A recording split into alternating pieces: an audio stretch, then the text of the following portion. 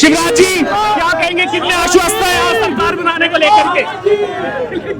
यहाँ 2/3 बहुमत से भी ज्यादा बहुमत मिलेगा भारतीय महायुति की सरकार को और हम जीतेंगे। यहाँ की जन कल्याणकारी योजनाएं शिंदे साहब और देवेंद्र फडणवीस और पवार जी ने जो काम किया वो अद्भुत और अभूतपूर्व है और यहाँ महायुति की सरकार बनाने के लिए जनता बेकरार है। हम भारी बहुमत से वापस आ रहे हैं। एक सवाल जनता जानना चाह रही है, सीएम कौन होगा महायुति का? महायुति से सीएम चेहरा कौन होगा? नागपुर में आज वो महाराष्ट्र में पहुंचे हैं प्रचार प्रसार के लिए। अभी से देख सकते हैं आप सीधे एक्सक्लूसिव यहाँ पर समर्थकों से इस समय यहाँ पर मिलते हुए। केंद्रीय कृषि मंत्री शिवराज सिंह चौहान आज नागपुर दक्षिण पश्चिम विधानसभा सीट पर पहुंचे, जहां पर उन्होंने देवेंद्र फडणवीस के लिए आज जो है जनसभा में प्रचार किया और साथ ही साथ लोगों से जो है यहाँ पर वोट की अपील की है। शिवराज सिंह चौहान जो कि झारखंड विधानसभा चुनाव के प्रभारी भी है। शिवराज जी क्या कहेंगे, कितने आश्वस्त है यहाँ सरकार बनाने को लेकर के? यहाँ 2/3 बहुमत से भी ज्यादा बहुमत मिलेगा भारतीय महायुति की सरकार को और हम जीतेंगे। यहाँ की जन कल्याणकारी योजनाएं शिंदे साहब और देवेंद्र फडणवीस और पवार जी ने जो काम किया वो अद्भुत और अभूतपूर्व है और यहाँ महायुति की सरकार बनाने के लिए जनता बेकरार है। हम भारी बहुमत से वापस आ रहे हैं। एक सवाल जनता जानना चाह रही है, सीएम कौन होगा महायुति का? महायुति से सीएम चेहरा कौन होगा?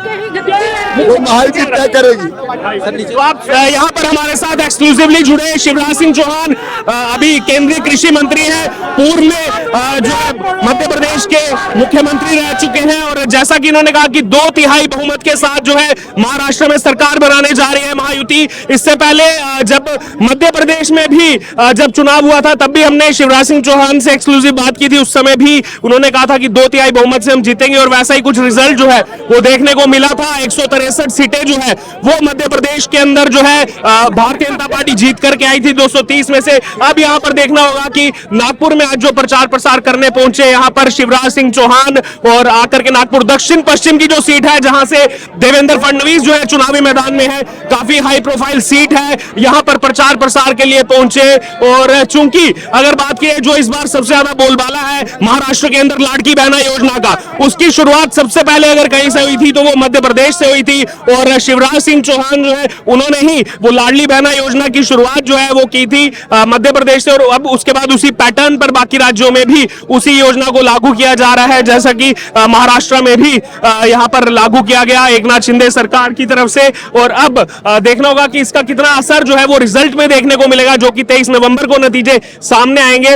और अभी जैसा हमने बात की शिवराज सिंह चौहान से, उनसे पूछा कि सीएम चेहरा कौन होगा, जनता आखिरकार ये जानना चाहती है। उस पर उन्होंने कहा कि जो भी होगा महायुति तय करेगी, जब रिजल्ट आ जाएगा उसके बाद जो है आपस में विचार विमर्श करने के बाद ही सीएम चेहरा कौन होगा उस पर जो है खुलासा किया जाएगा। तो यहाँ पर शिवराज सिंह चौहान जो कि झारखंड के भी प्रभारी है, झारखंड विधानसभा में जो है भारतीय जनता पार्टी की तरफ से चुनाव प्रभारी उनको जो है बनाया गया है और इसी बीच जो है नागपुर में आज वो महाराष्ट्र में पहुंचे हैं प्रचार प्रसार के लिए। अभी से देख सकते हैं आप सीधे एक्सक्लूसिव यहाँ पर समर्थकों से इस समय यहाँ पर मिलते हुए और इससे पहले भी लगातार देवेंद्र फडणवीस के लिए अलग अलग चुनावों के समय यहाँ पर प्रचार प्रसार करने के लिए वो पहुंचते रहे हैं।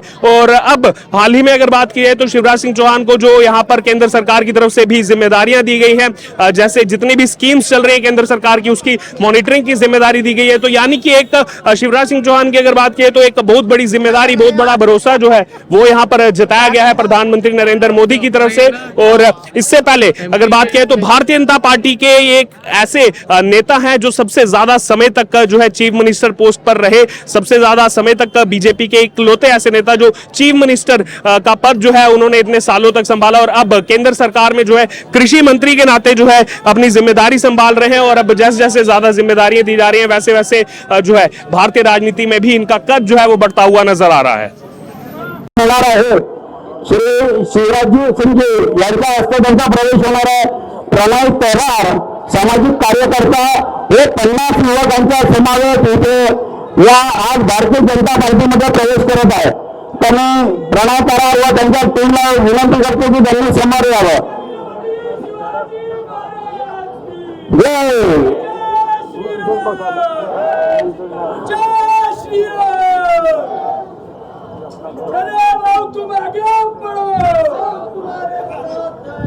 प्रवेशांचा श्री प्रणयजी करार व सामाजिक कार्यकर्ता यांचा 50 युवकांसमावेश भारतीय जनता पार्टीमध्ये प्रवेश होत आहे.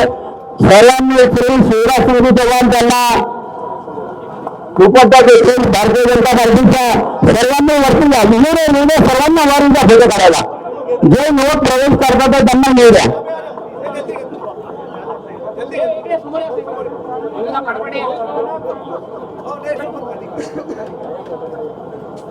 छत्रपती शिवाजी महाराज चव्हाण साहेब आता इथे उपस्थित झालेले आहेत. मी राष्ट्रवादी काँग्रेस पक्ष विचार करण्याची शक्ती आहे, ती शक्ती तिथून संपून जाते. पहिले म्हटलं लाडक्या बहिणीची काय आवश्यकता आहे, लाडक्या बहिणीला 15,000 रुपये देऊन पूर्ण करावं. धन्यवाद.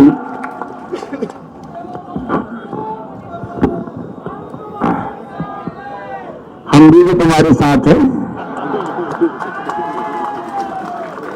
बोलिए भारत माता की, छत्रपति शिवाजी महाराज की, भारत रत्न डॉक्टर बाबा साहब अम्बेडकर की, नागपुर की जनता की, सभा में आई बहनों भाइयों की और मेरे भांजे और भांजियों की. जब भी महाराष्ट्र आता हूं तो मन आनंद और प्रसन्नता से भर जाता है. और इसके 2 कारण हैं. एक तो हम पड़ोसी हैं और दूसरे माझा महाराष्ट्रांशी सखोल संबंध आहे. मी महाराष्ट्राचा जवाई आहे.